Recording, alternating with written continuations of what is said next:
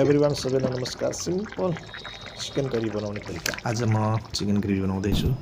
यो सबै यिनी भेजिटेबलहरू हालेर घरमा बनाउने सिम्पल चिकन करी बनाउँदैछु। हल्का ग्रेभी टाइपको। अनि पहिला जिरालाई हल्का पहिला भुटेपछि त्यसमा तेल हालिदिने। तेल हालेपछि प्याजलाई हल्का ब्राउनसम्म भुट्ने। ब्राउन भुटिसकेपछि त्यसपछि त्यसलाई मासुलाई हल्का लिएर अलिक चलाउने एकछिन हल्का ब्राउन नसुन पनि भन्नाले पुरै एकदम फ्राई गर्दा होइन त्यसपछि त्यसको माथि फर्सी हालिदिने। फर्सीलाई पकाउन अलिक टाइम लाग्छ नि त पाक्नलाई।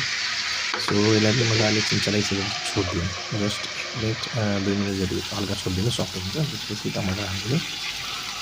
त्यसपछि यो टमाटर हालिसकेपछि टमाटरलाई पनि त्यसैसँग मजाले एकछिनसम्म चलाइदिने। र चलाइसकेपछि मजाले चलाएपछि फेरि एकछिन त्यसलाई छोडिदिने। छोडेर जस्ट 1 मिनट जति राखिसकेपछि हामीले कुटेको अदुवा लसुन पेस्टहरू जुन खुर्सानीहरू छ पेस्ट जुन त्यसलाई हालिदिनु।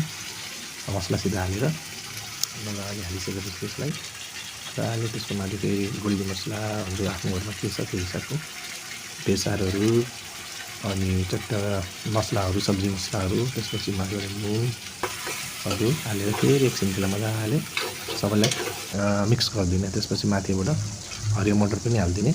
अलिक मिठो हुन्छ क्या, हेर्दा पनि राम्रो देखिन्छ। त्यसपछि फेरि हाम्रो सिमला मिर्च पनि त्यसमा एड गरिदिने। त्यसपछि दुईटैलाई मजाले एकछिन चलाइसकेपछि थोरै पानी हालेर फेरि छोपिदिने 1-2 मिनट जति। त्यसपछि मजाले सफ्ट भएपछि कागती माथिबाट निचोरेर हालिदिने थोरै।